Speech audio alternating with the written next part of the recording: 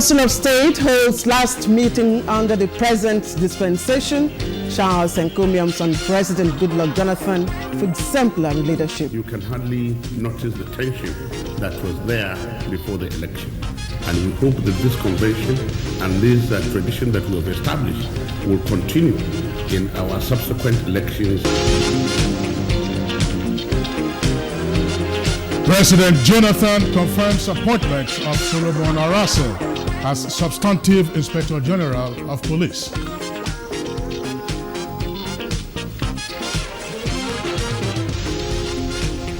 Attempts by Senate to commence process to override President's veto on the fourth alteration of the Constitution suffers a setback. No arm of government should take any action that will impugn on the integrity of the other, nor get into the domestic jurisdiction of the other. Health. Nigeria seeks 53 billion naira to meet her immunization needs by the year 2020.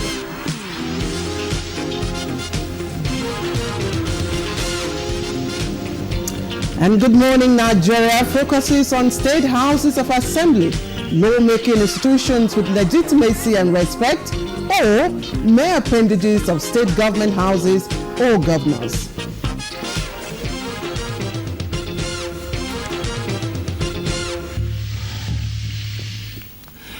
Well, Senate President David Mark, while addressing newly elected members of state assemblies at the induction organized by the National Institute for Legislative Studies in Abuja, lamented that in the last 16 years of democratic governance, state legislators had been, as it were, reduced to stooges of their respective state governors. All right, Kingsley, of course, Senator Mark also said that the general impression of Nigerians was that state legislatures had remained appendages of the state government houses or governors themselves, adding that as lawmakers, they must avoid holding their sessions in the council chambers of the government houses. Well, the Senate President added that it was because state legislatures were, as it were, mere appendages of the executive that they failed to muster enough votes while seeking financial autonomy for state legislators in the process of constitutional amendment. Yes, indeed, and many other political observers also share the Senate President's views. They bemoan the ineptitude of state assemblies to the extent that they cannot perform their basic constitutional duties, including checking the excesses of the executive arm of government.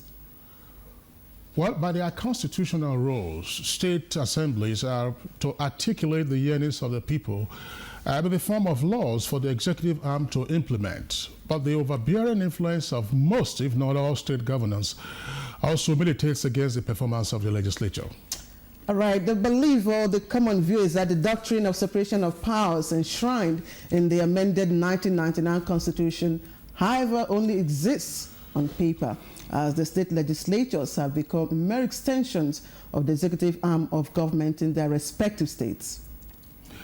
Political observers contend that the poor performance of the state legislatures might not be unconnected with the way and manner many of them emerged members of the Assembly in the first instance, since their victory, of course, was influenced by political godfathers who are oftentimes themselves state governors. All right, Kingsley, now this is the summation of all the views. The common views is that state legislatures will remain a rubber stamp as long as the state governors continue to retain enormous powers under an electoral arrangement that is both questionable and, of course, an abuse of the principles of democracy. So how can state assemblies be freed from the stranglehold, if you like, of state governance and then made more responsive to the needs and yearnings and aspirations of the persons who are resident in the state? Now, the questions are coming in now. How or will financial autonomy guarantee a more active state legislature aware of its oversight duties on the executive? And of course, a legislature poised to undertake its constitutional duties without hindrances. Now, these are some of the perspectives that we will be looking at today in our conversation on the program Good Morning Nigeria GMN. We are transmitting live from the network service of the Nigerian Television Authority, NTA, from Abuja, Nigeria's capital city. I am Claire Adilabu Abdurasaq. Thank you once again for joining us. And I'm Kingsley Osadolob. I join Claire in welcoming you to this edition of the program. As usual, we'll have our regular segments. There will be a newspaper review of business and others. In the meantime, we're beginning with the morning news, and here is Lydia Sampson. Morning to you, Kingsley and Claire, and to Nigerians. President Goodluck Jonathan's art of statesmanship in conceding victory at the polls and the magnanimity of General Muhammadu Buhari in victory reverberated as the Council of State held its last sitting under the present administration. It was another opportunity for all the former heads of states and presidents, including outgoing President Goodluck Jonathan, the state governors, as well as former chief justices of the Federation that make up the Council of State, to sit under the one roof and deliberate on the state of the nation. That today you can hardly notice the tension that was there before the election. And we hope that this convention and this tradition that we have established will continue in our subsequent elections, and people really, those who have been defeated, to accept, and those who have been elected to be magnanimous in their victory. Meanwhile, President Goodluck Jonathan has confirmed the appointment of Solomon Arase as the substantive Inspector General of Police. The confirmation was announced at the end of the Police Council meeting held at the State House, presided over by President Goodluck Jonathan. I've just been confirmed. Your confirmation is coming at a time Nigeria is said to be experiencing the worst security situation after the Biafran war. What are you bringing on board? No, I don't think that is true. I don't think it's the worst security situation we are facing. There is no society that is actually crime-free, but we are trying to ensure that it is within tolerable, levels, and that is exactly what we are going to do. It's not as bad as the public perception.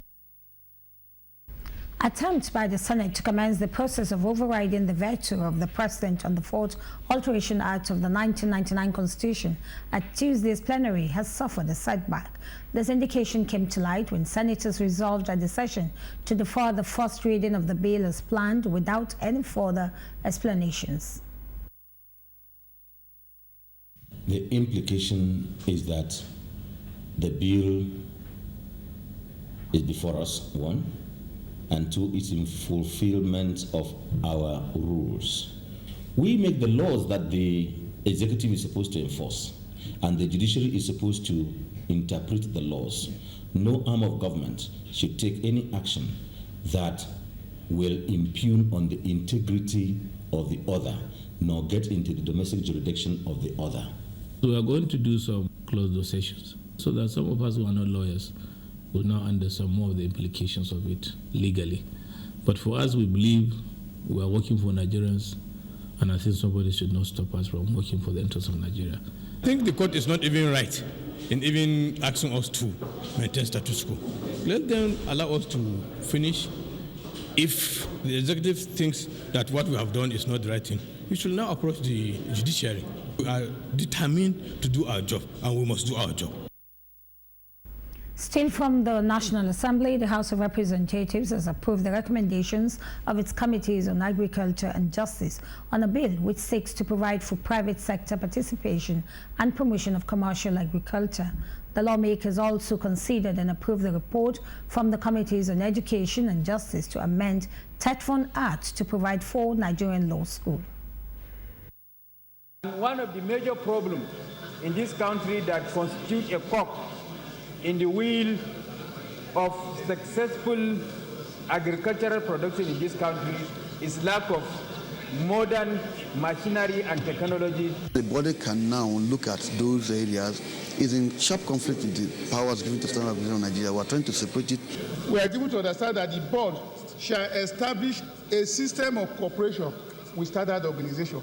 That has already given impression that the Standard Organization also has a role to play. Approved clauses 1 to 2, amended clauses 3, 4, and 5, approved clauses 6, 7, and the long title of the bill. Non-compliance with the protocol on the community levy by some member states and recurrent terrorist attacks in Nigeria and Mali, as well as insecurity in the Gulf of Guinea, are some of the problems hindering the progress of ECOWAS. President of the Commission, Kadri Desire Quadrego, explained this while presenting a report on the status of the West African community at the ongoing first ordinary session of ECOWAS Parliament in Abuja.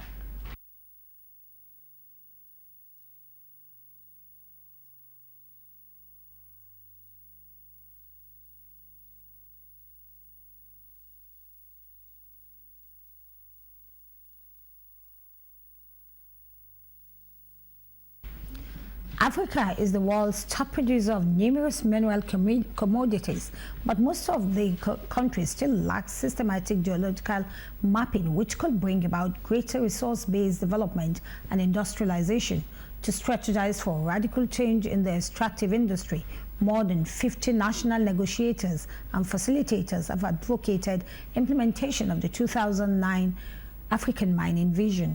The policy dialogue, which took place in Ethiopia, was at the instance of the United Nations Economic Commission for Africa. Complete isolation from the rest of the economy are gone. And it is only fair for us to demand our fair share. And therefore we hope through this meeting to be able to put the same strategies for appropriate responses, looking at opportunities, and to further strengthen the capacity of African negotiators. It's important that we understand the processes, the interests that are at play during contractual negotiations. And if renegotiations don't work, we go to arbitration naturally. Nigeria will require 53 billion naira to meet our immunization needs by the year 2020. This was disclosed at the major roundtable discussion in Abuja on sustainable financing of immunization in Nigeria.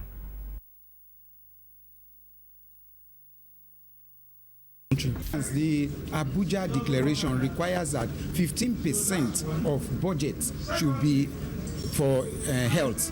Right now, it hovers at about 5%. But based on the challenge that we are facing, that the funds are not released on time, that the performance sometimes is not ideal, how can we ensure that all of us, we can contribute? WHO is, as you know, is an organization that is mainly a technical issue. In September 2015, the United Nations Development Instrument tagged the Millennium Development Goals, MDGs, will translate into a new development model called the Sustainable Development Goals, SDGs. State focal persons have called on incoming administration to sustain the existing MDG structure to take the SDGs to the next level. The focal persons made the call at the validatory meeting with the Senior Special Assistant to the President on MDGs, Precious Benuel, in Abuja. Summit, the governor himself made mention that even the Fulanis that were not going to clinics before to deliver were now going to the clinics to give them, simply because these facilities have now been brought very close to the people. So you now have the ratio at which the women are now patronizing the clinics, going for antenatal, going for immunization is very high. The Senior Special Assistant to the President. With global attention on Nigeria as a foremost investment destination, Poland is revisiting a bilateral trade agreement with Nigeria to boost economic activities between the two countries. Receiving the Polish delegation, the Minister of State for Industry, Trade and Investment, Kenneth Kobani, said the development will avail Nigeria the opportunity to learn from Europe's fast-growing economy on the road to industrial prosperity. developmental level, but also on business level. For on our part, we'll ensure that Nigeria realizes the benefits of working and collaborating with a country that has been through tremendous reform, economically opened its economy and ensured that finance and all the manners, all things you needed to grow the economy.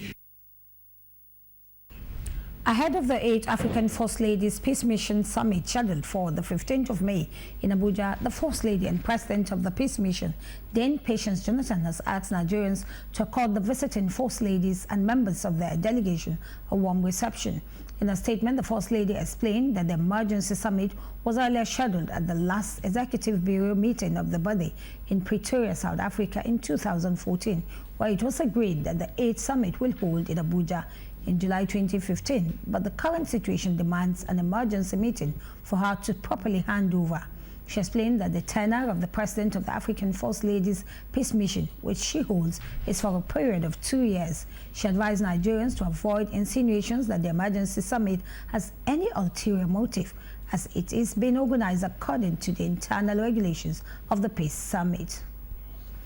President Goodluck Jonathan commiserated with the family of Nigeria's first president, Chief Nnamdi Azikiwe, over the passing away of Chief Chukwuma Bamidele Azikiwe. In a statement signed by presidential spokesperson Ruben Abati, the president said late Owele Onitsha lived a fulfilled life by sustaining the humanitarian and leadership legacies of his father as a mobilizer, philanthropist, and a highly respected voice in his community.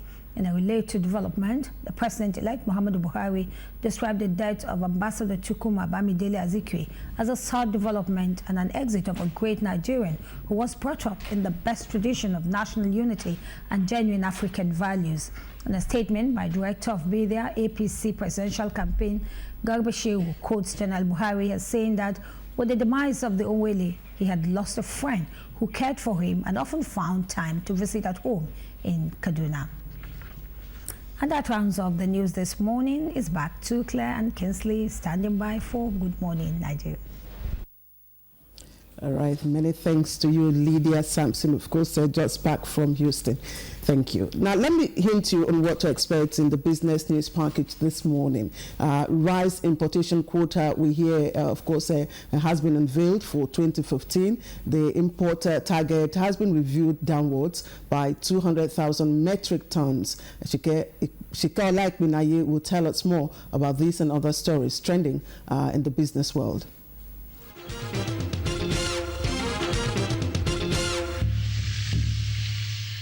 Good morning and welcome to Business News. The federal government has reviewed its rice import allocations for 2015 by 200 metric tons to 1.3 million metric tons from 1.5 million metric tons in 2014.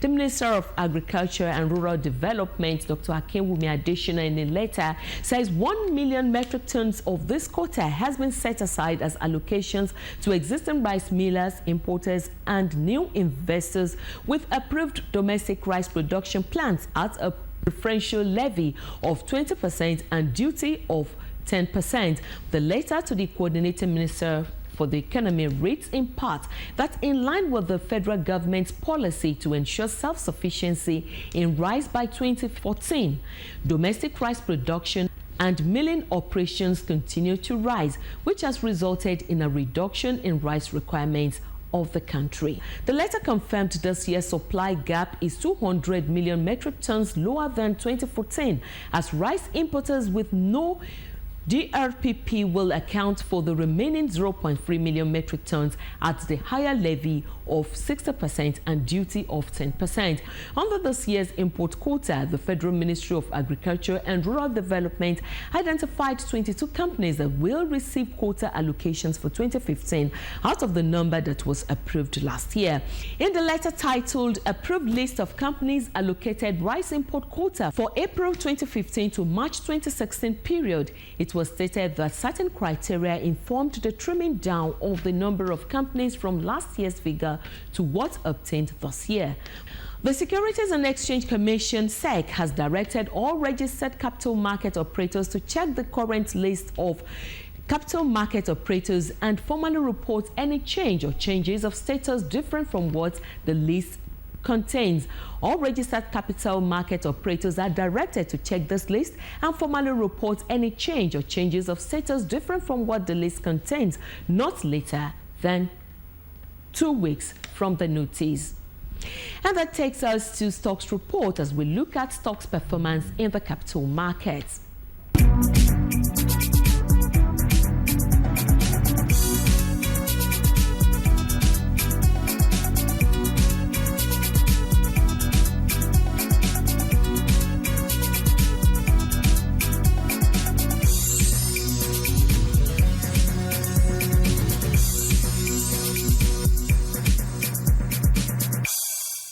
Africa's infrastructure spend is said to rise as a report reveals that 30% of the infrastructure is dilapidated.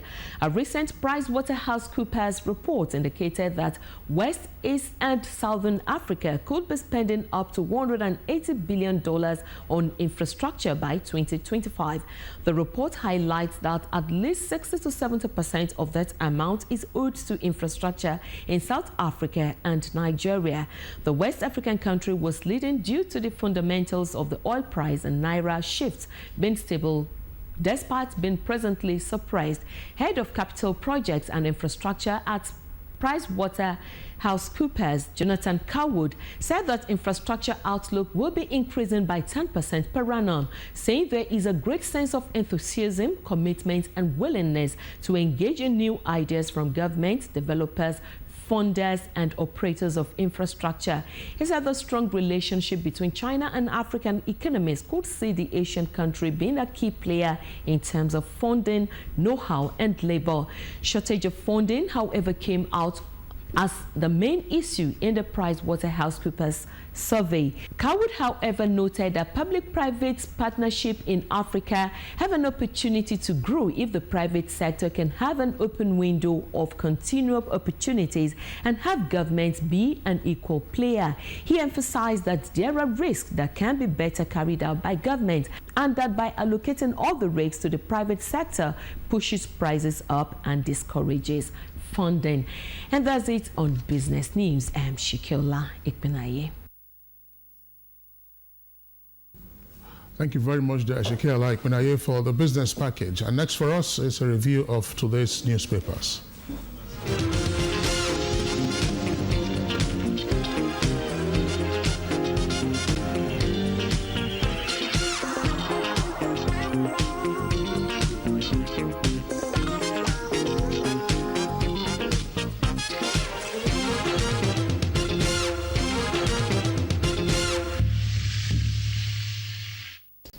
And of course, Bayo Tobe is already seated here in the studio. Bayo, good morning. Good morning, Claire.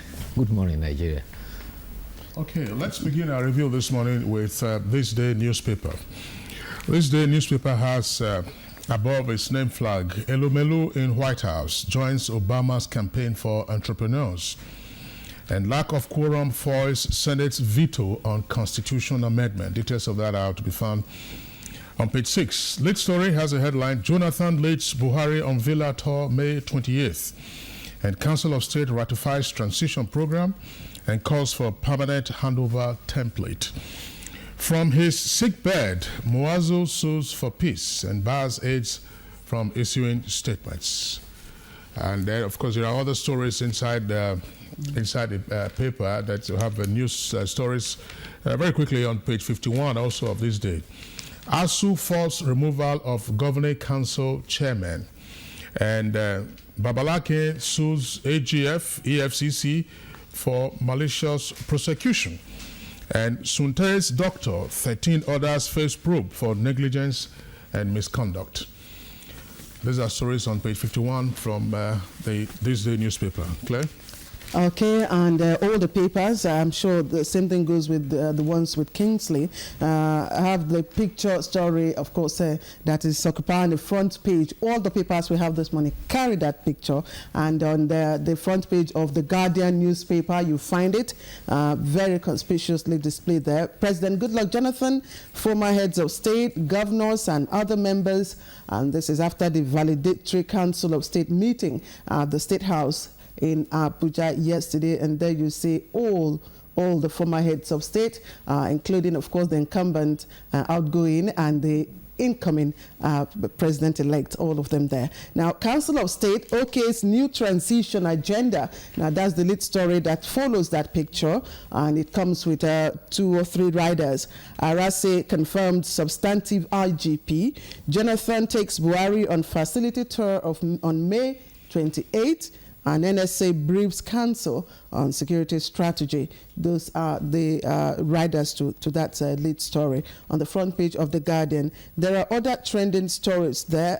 Just like to pick 1 or 2 of them. At the bottom, this one is on the foreign sea. New quakes hits devastated Nepal. Of course, more than 8,000 people are said to have died in that devastating quake. Now, woman gives birth to twins with different fathers. I wonder how that is possible. Woman gives birth to twins with different fathers. You can find the details on page 12. And Oshomole remarries on Friday. You can find details also on page 5. That's The Guardian.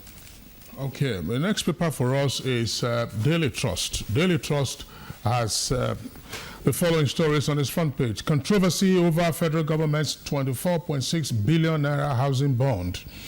Details of that are on page 27. And lead story says, Muazu abroad as Jonathan summons PDP meeting. And Council of State, Buhari receives handover document May the 28th. And also the editor's notes, you have 2 stories there. There are 2 headlines we'd like to read at the foot of the front page. Disquiet over improper promotions in DSS, that's on page 9. And while fuel scarcity persists, according to marketers. Now, those are stories you will find on the front page of The Guardian in terms of headlines. Very quickly, on page 4 of Daily Trust, there's a headline, one of the stories there.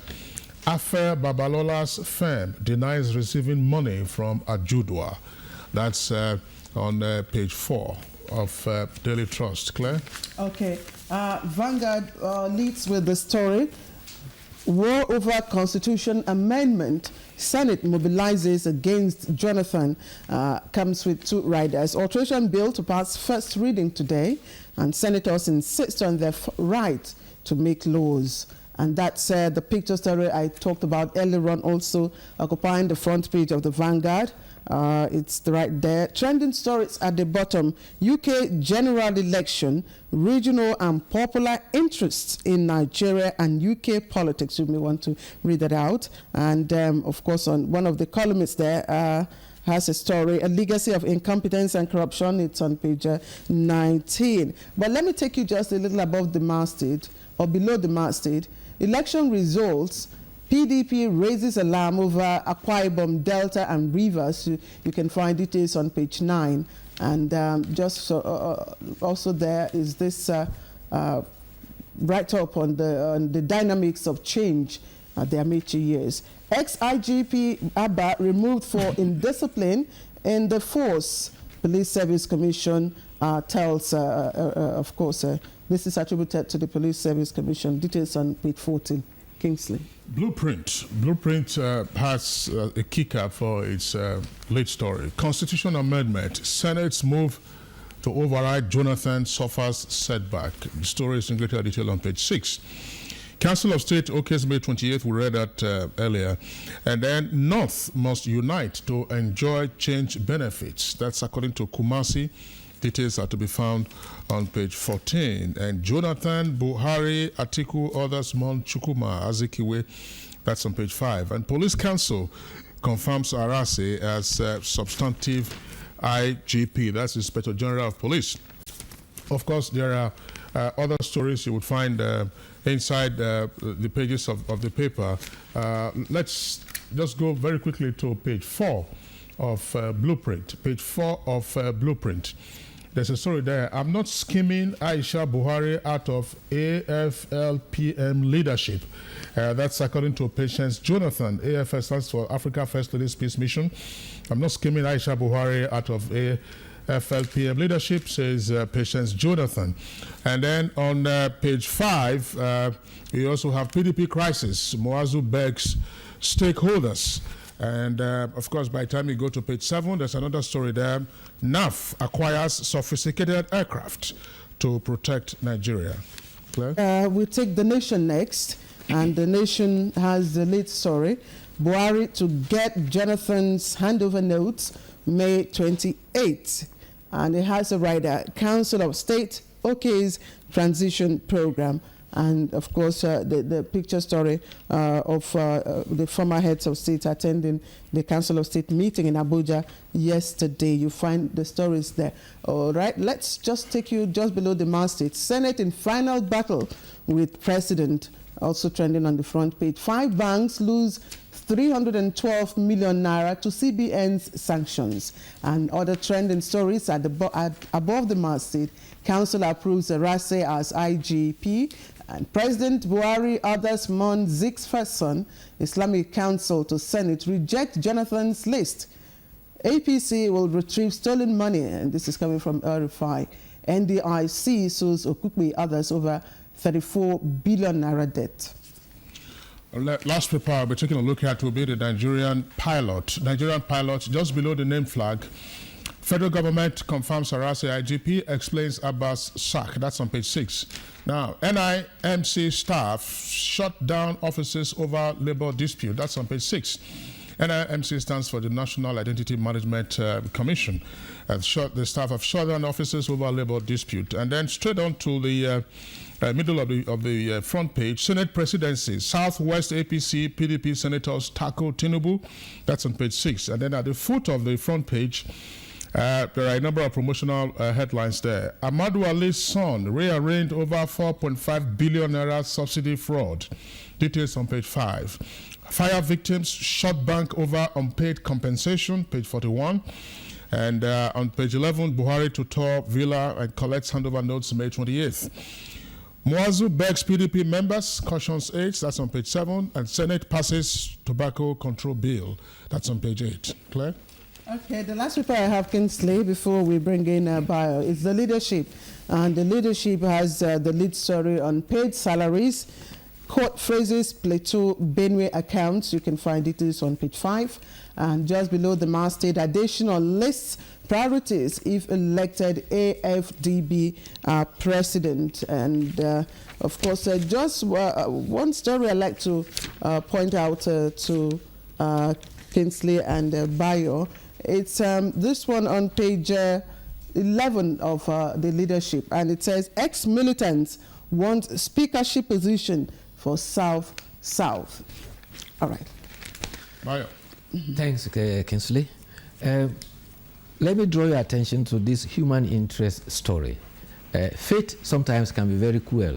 The whole world was appalled when on 25th of April there was an earthquake in Nepal, where at the initial stage 2,200 were declared dead, and later on several thousands more were found dead. Yesterday, a 7.3 Richter scale earthquake again hit Nepal, and as at the last count, 8 persons were dead, 1,000 injured. Across the border in India, 80 were reported dead, and I think our hearts must go out to those people who are putting up with so much from those natural hazards.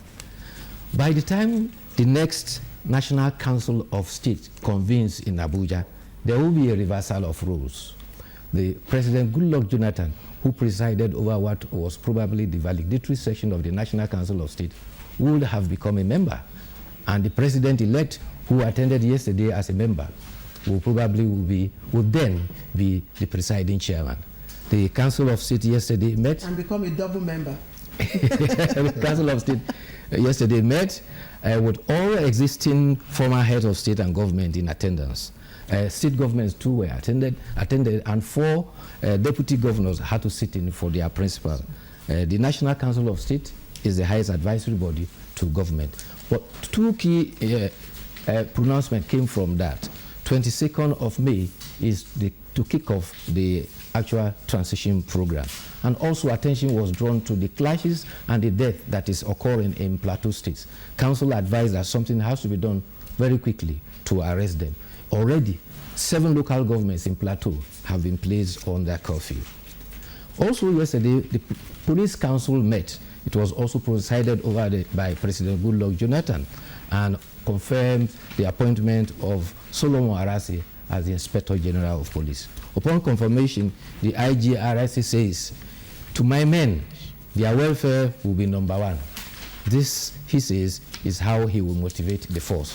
And to all Nigerians, IGP says no Nigerian will suffer any injustice by his action or inaction. The degree of indiscipline was adduced as a rationale for the removal of the former IGP. The Police Council is comprised of the President, 36 governors on the FCT.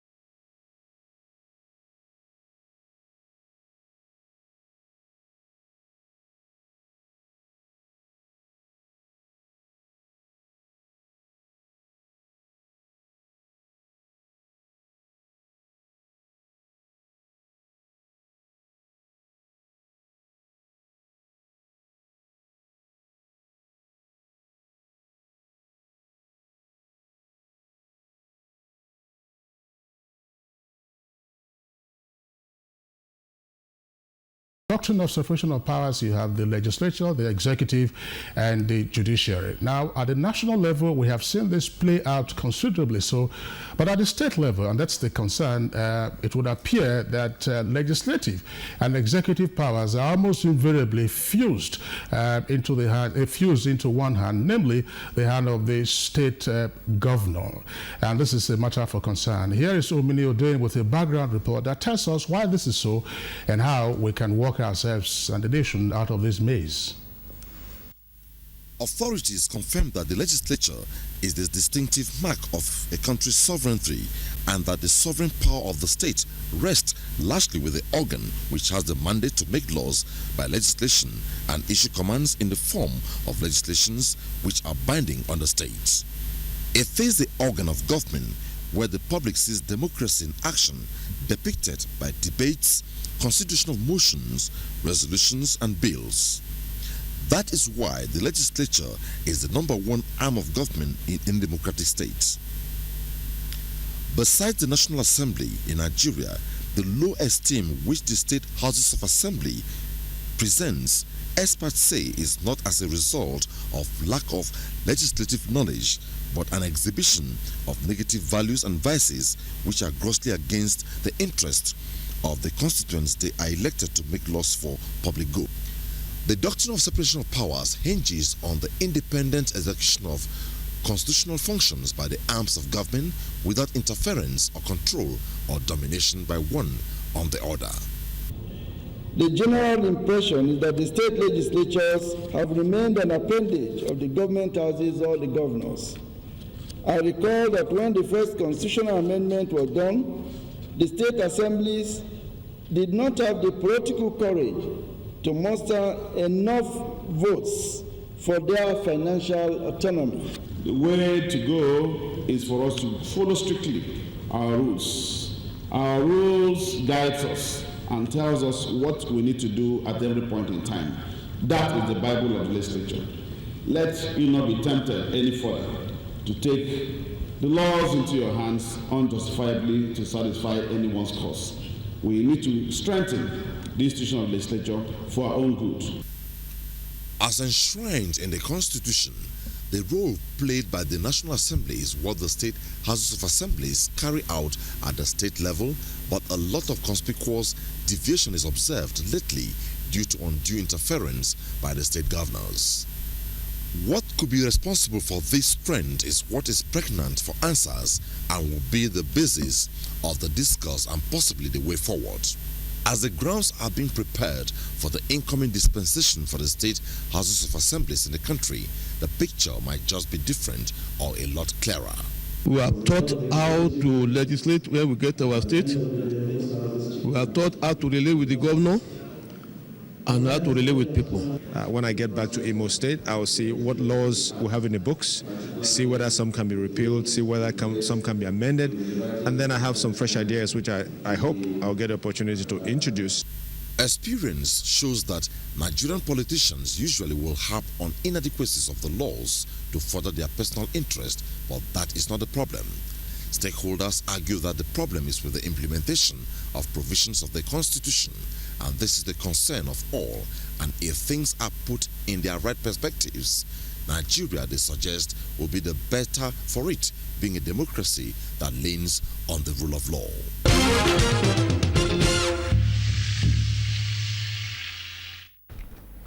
All right, Omini Odein there, looking at why, of course, the state legislatures appear to be appendages of their state executive governors. And to take the discussion further, we are now being joined by Right Honorable Samuel Ikon. He is the, of course, Speaker, Akwa Ibom State House of Assembly, Chairman, Conference of Speakers of State Legislatures in Nigeria, and Executive Committee member, Commonwealth Parliamentary Association, Africa Region. And of course, he is a member-elect to the House of Reps. Thank you very much for coming. Thank you. Okay, well, we also have with us, it's a current member of the House of Reps and a senator elect in the 8th Assembly is Abdul Latif Buhari. Honorable Buhari, would like to welcome you to the discussion this morning. Much. Okay, well, let's begin with the Right Honorable Samuel Ikon, who is the Akwa Ibom State House of Assembly. The key issue that we are facing this morning has to do with the perception, if not the reality, that state legislatures in the current dispensation are mere appendages of the executive branch. Is this a correct perception in your opinion? And if so, why do you think this perception is lingering? I want to say this is a very wrong perception. It has more to do with the synergy between the legislature at the state level and the executive with the view of ensuring that the dividends of democracy is enjoyed by your constituents. I've often had to answer this question back home when I ask, what do you want me to do when we pass an appropriation bill into law and the government implements the appropriation bill correctly and to its details according to funds available? So in that circumstance, what do you now expect? So we should just raise issues? There was appropriation for a road in my constituency, for example, and this road is being constructed. So I should just stand up on the floor and begin to oppose government for doing the road? So let's bring it to its proper perspective. It's not a matter of being appendage.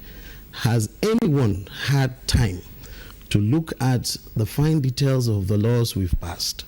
Has anyone sought to read through the various laws that's been passed? No, they just throw a toga on you because they expect you to be hand in gloves against the executive. Where the executive has infringed on the laws, you have a clear mandate to raise the issues and say this is not going right, either by a resolution or invitation of the relevant agency of government for explanations. And this has been done by various houses of assembly. And yet the public might not take that into perspective, but just continue to throw this toga of being an appendage. But let's look at it deeply, and then in its perspective, and we'll realize that it's not entirely correct. Okay, let me direct my question to the honorable member. Now, I really don't know how to describe you because you are a current member of the House of Representatives and as well as a senator-elect, but both descriptions suit you. You occupy both offices. Now, whether right or wrong, the common impression, the common perspective out there about the state legislatures remains the fact that they are appendages or stooges of their state executive. That's the impression. And like Honorable Khan said, it's an impression. We don't know whether it's right or so. But like Kingsley earlier said, the doctrine of separation of power is cardinal to our Constitution. But at the national level, we see that, we can discern that. But at the subnational level, we can hardly tell whether it's only on paper or in practice. Now, is there a lacuna? Is there a caveat in the Constitution, that makes or that the state governors are exploiting? Or is it, as the Yorubas will say, a situation that the legislators have foisted upon themselves?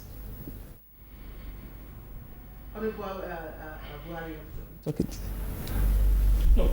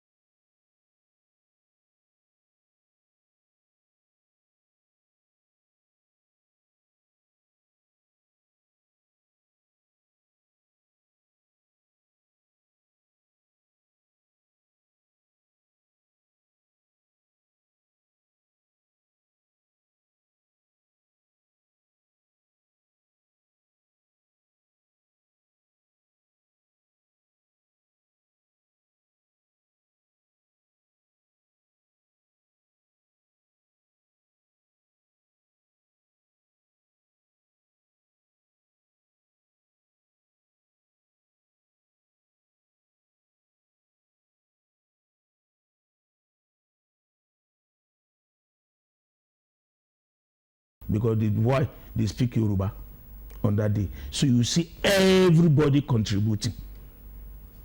That should not be. You cannot prepare a bill. What will make you laugh? Because everybody's speaking. But go there on Tuesday or Thursday, it's very scanty. They are not there. You get the essence of sending them there, because from the you cannot give what you don't have. From day one, when you are sending in the wrong people, the people who are not competent, automatically they will not be able to do their job. They don't even know why they are there. Along the line, they start catching up. When they catch up, it's a financial autonomy. They don't have it, but there are still some state assembly that they were able to do their job without the financial autonomy. National Assembly, 1999 to 2003, to 2003 to 2007, there was no financial autonomy.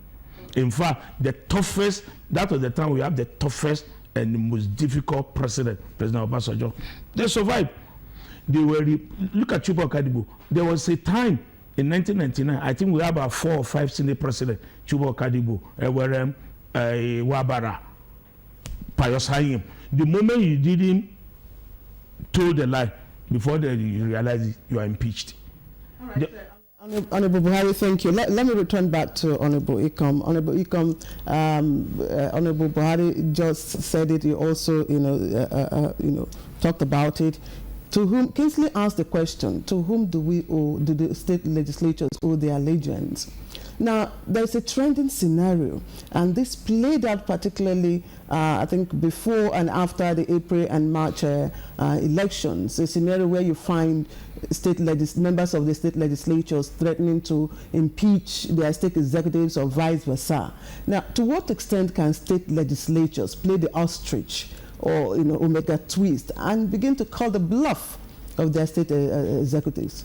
Yeah, first let me correct an impression. When we talk about the selection process, it's not peculiar to state legislatures. You still have senators and House of Reps members who come out from that same process.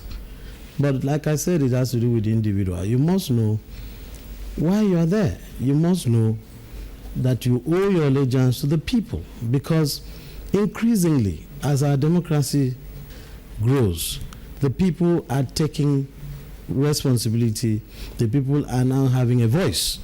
So if you think that Mr. X is powerful and put you there, you'll soon realize that the people are not saying the same thing, and they'll vote you out.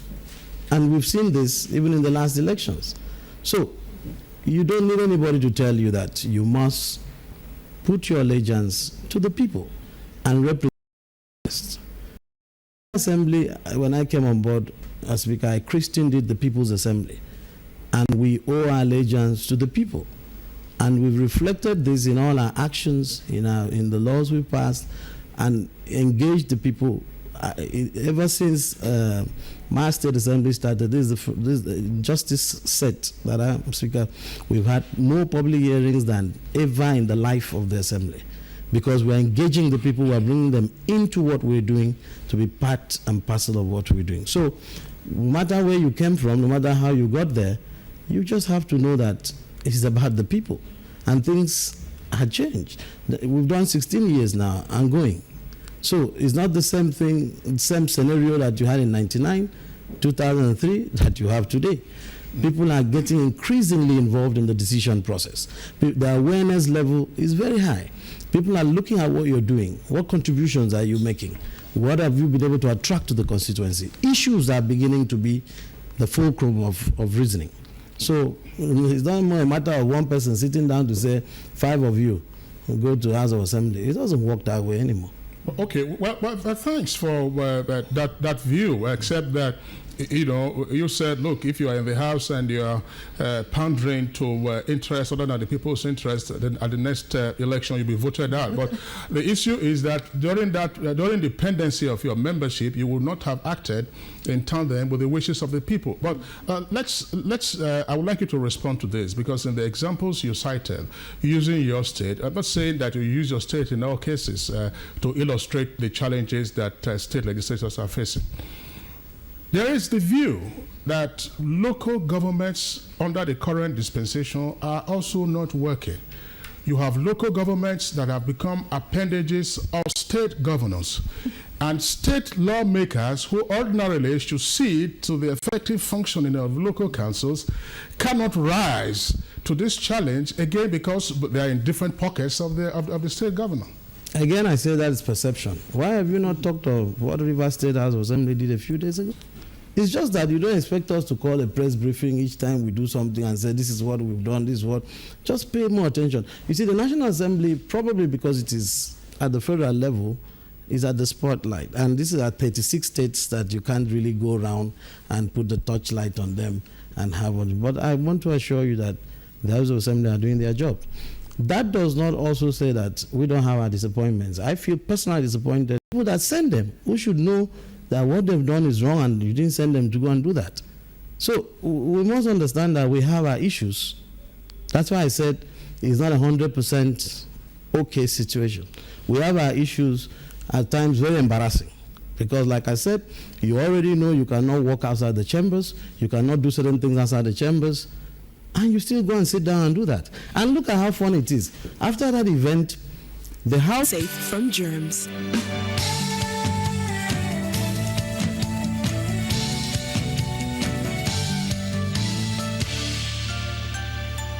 That we are not required to sit additional examination. Of Nigeria, flexible, affordable, accessible, and life-based education at its best. We have joining us here to further our discussion on this subject, Barrister Andem Ndem. He is a constitutional lawyer. Barrister, thank you for joining us. Thank you for having me. Now, quickly, the impression we get is that state legislatures mere appendages to appendages of state executives. Is that mere speculation? Is it mere perception? Or see heavy executive intervention to even bring it into being, and this is by way of proclamation, except a governor of not being explicitly defined in terms of membership, numerical strength, and all. There is no number, contrary to what we have in the center of members. The Constitution says minimum of 24, maximum of 40. A big latitude is therefore given to the politics of delimitation and delineation of state constituencies. And this is purely an executive action. I don't know whether people are saying the inherent problems. For you to even come, you must be defined by the executive. Having won an election, you must be proclaimed into being again by the executive before you even begin to say, having arrived, how do I feed? So the problem will hobble the effectiveness of the legislature. And I said, well, you already responded. We have the same process as the President of the Federal Republic that has to proclaim the convocation of the National Assembly. Now, this is a presidential system that we are running. Under the parliamentary system, we saw just last Thursday, the British went for their elections. And after the triumph of the Conservatives, the Prime Minister, if he had lost, he would have been outgoing Prime Minister. He went, that's the legislative branch, he went to the head of state, who is the Queen, to inform her that, look, we have had elections, we've been successful, and, we would like to form a government, as it were, literally as it were, obtaining the charter from the Queen. I respectfully feel otherwise. Yes. Information out of state courtesy and convention is different. Two arms of government can be crippled simultaneously, yet a state runs. In Rivers State, the judiciary was shut down. The House of Assembly also. When I was looking at this issue, I came up with this analogy that you have a tricycle with one big power bike tire in front, and 2 small tires behind. Just before we return to the senator-elect from your state, earlier on, the senator-elect Buhari and Speaker, Akwa Ibom State House of Assembly, talked about the need for financial autonomy, as a way out of this whole problem of state legislatures being stooges of executive governors. But I would want to ask you, with your theory of a foundational problem, whether or without financial autonomy, the horizontal relationship between the executive and the legislature still will persist. Yes, you see. Sorry, the vertical, yes. You see, my representative that left here forgot to tell us why, in the earlier attempt to secure financial autonomy, his assembly that he was speaker voted against himself. He didn't tell us that. Why? How can a man say, I don't want financial independence? You must rationalize. The view may be hard, but it's factual. Again, when it came to securing the same thing for local government, the same state said no. So, autonomy is not the only problem. We have to still go back and look at, like the senator said, recruitment process, very key. Because your independence goes as far as you can stand or fall on the strength or weakness of your political pedigree. The consolation is this: independent candidacy scaled through. Although, to borrow my rep's term, we are strangulated, but we will get around that.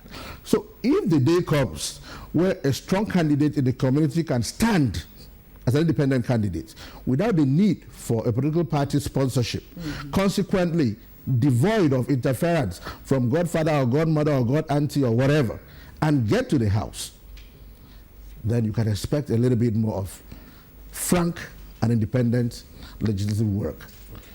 All right, Barisanda, let's return again to the senator-elect from Oyo State, the former member of the House of Reps, Abdul Fatai Buhari. You've listened to the arguments articulated by our fresh guest on the program. What's your take on this? Is the Constitution, so framed as to cripple ab initio the functioning of the state legislatures?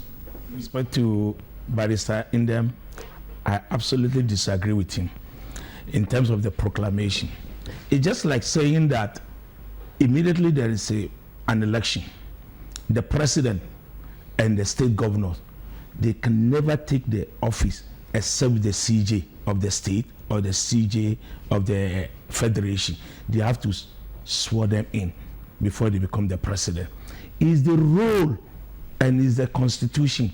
That alone, making a proclamation and then that unimaginary thing that supposing the governor refuse, that, okay, because the opposition are higher. It has happened severally in most states. Like last dispensation in Oyo State, the opposition were higher than the AC, and then this present house that is winding up.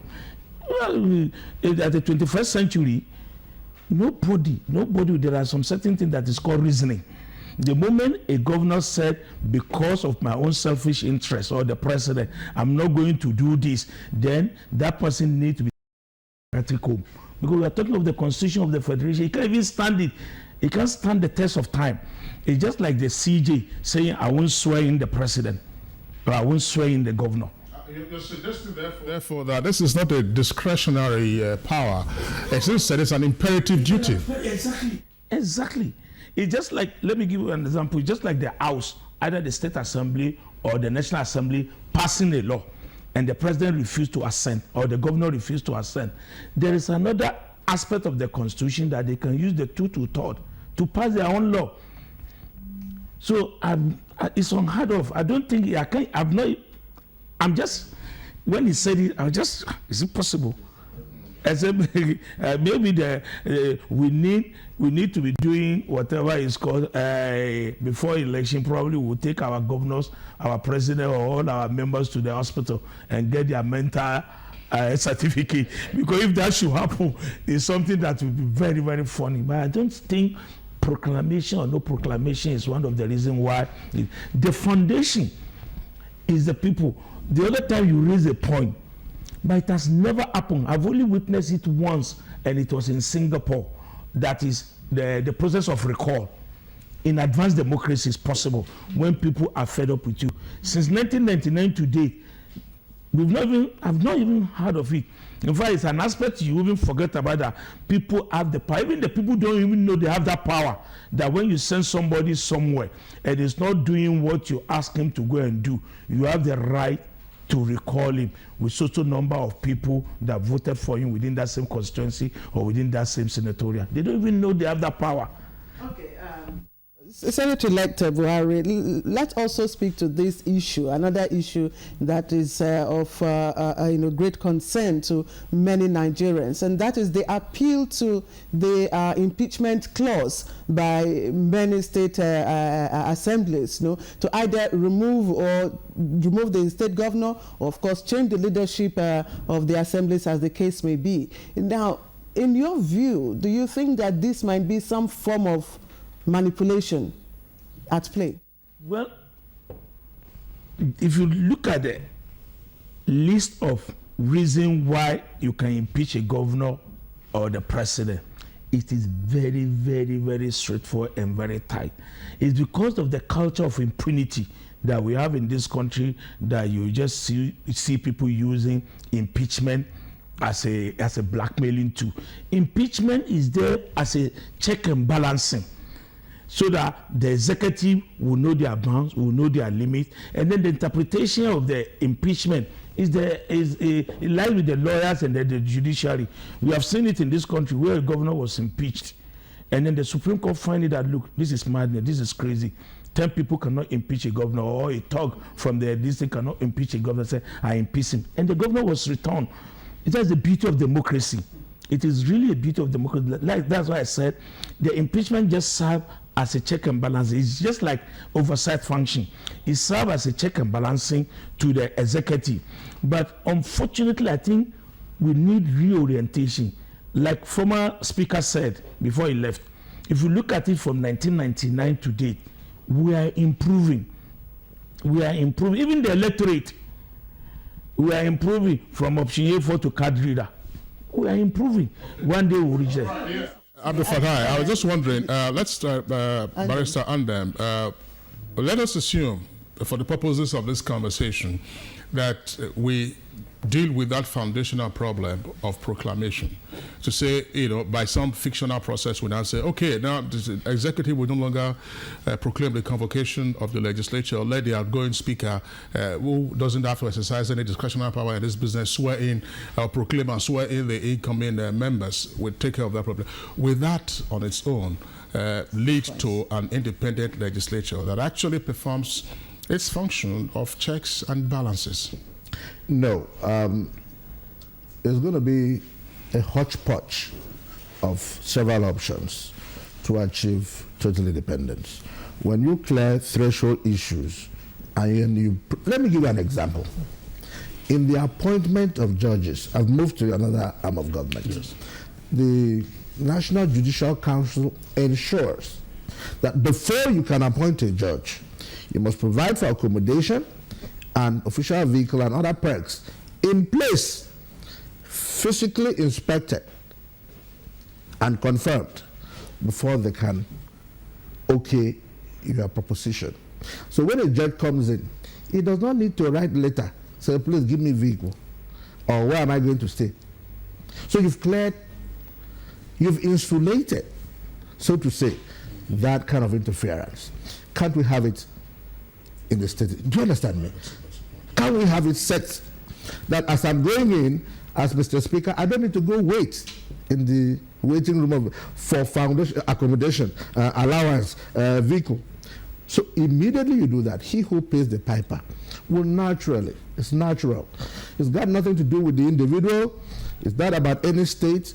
It's a natural human tendency that, okay, if I need to give you this, what am I going to get from you in return? Loyalty. I'll give you an example. The pension bill. People forget too soon. Pension bill came. Which of some the pensions states, now? the pension for governors and office holders, That's right, came in and spread like wildfire in the Hamilton. And state legislature, they passed it. And then there was public outcry nationwide. They could not reverse themselves until the same executive, the beneficiaries, now said, for some reason, it looks like this is not looking good. They now took it back to the same house. The same house now reversed it. So where was the internal mechanism for you to check this? And then you say tomorrow you are not a follow or a boy. They brought the bill, you say it's good. The man said, no, I don't want it again. You say, okay. So anything may as well go. That's number one. Number two, I recall in the build-up to elections. My time is ticking. So very quickly, bills are brought to the house or houses for detention of persons beyond constitutionally allowed period. It happens during the build-up to elections. The House will pass such a bill even in the face of clear provisions of the Constitution. Then when we begin to shout in civil society, have you seen Section Kini? The people will say, no.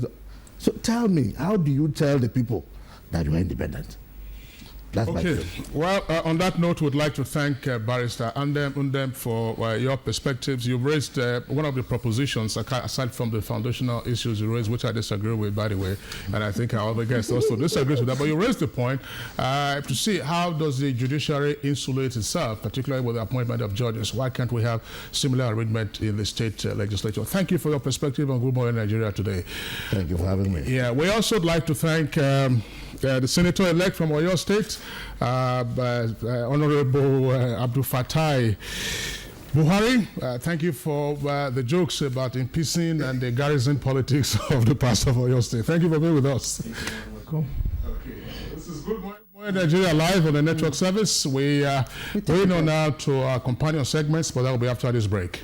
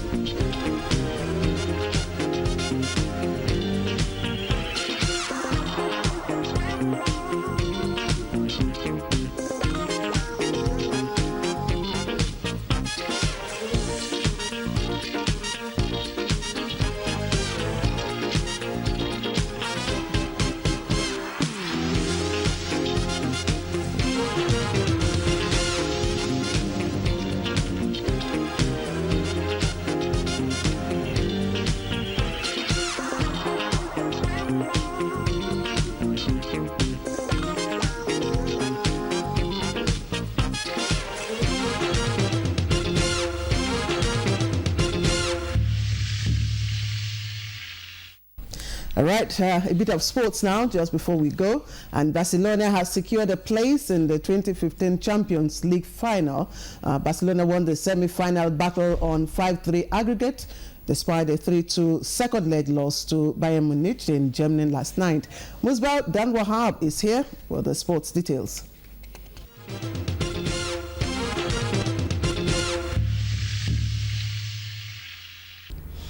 Okay, welcome. Let's talk sport now. Super Falcons camp in Abuja has received a boost from the arrival of Brighton Courtney GK and Liverpool lady striker Asisa Tushuala.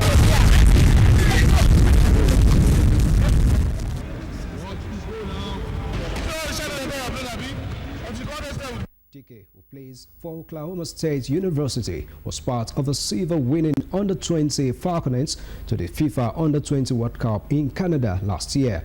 Njike said she has grown a lot as a player, especially from the last Under-20 World Cup, and that she is excited to bring a skill to the team. Meanwhile, Liverpool ladies are set to show us full of expectations. Yes, going back to Canada with the Super Falcons. The remaining Nigerian flag bearers in the CAF Confederation Cup Warri Wolves have concluded plans to arrive in the Congolese town of Dolisie on Thursday for the CAF Confederation Cup playoff first leg against AC Leopards on Sunday. A 30-man contingent will travel to Dolisie, a city with which a couple of Nigerian teams are familiar. Leopards eliminated Nigerian teams Heartlands and Kano Pillars from the Continental Club competitions some years ago on the away goes rule. The Nigerian flag bearers prepared for this weekend's clash by hitting Nasarawa United 4-1 in the Nigeria Professional Football League Week 8 match at the Warri City Stadium on Sunday. Yes, it was a fight to finish last night at the Allianz Arena as La Liga leaders Barcelona and German League champions Bayern Munich slugged it out in the Champions League semi-final second leg. Let's quickly see some option. Here is Oyemi Ajayi with these stories and others.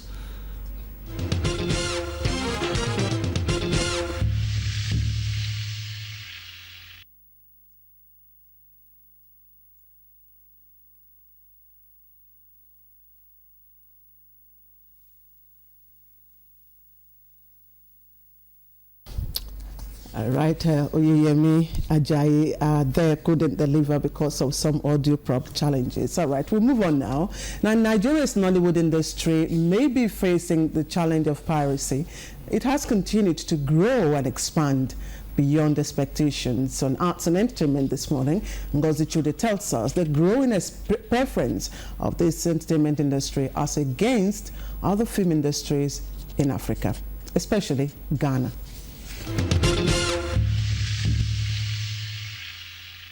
Thank you very much and good morning. Thank you. Surprise, but one interesting thing is that most African countries are slowly relegating their own film industry for Nigeria's Nollywood.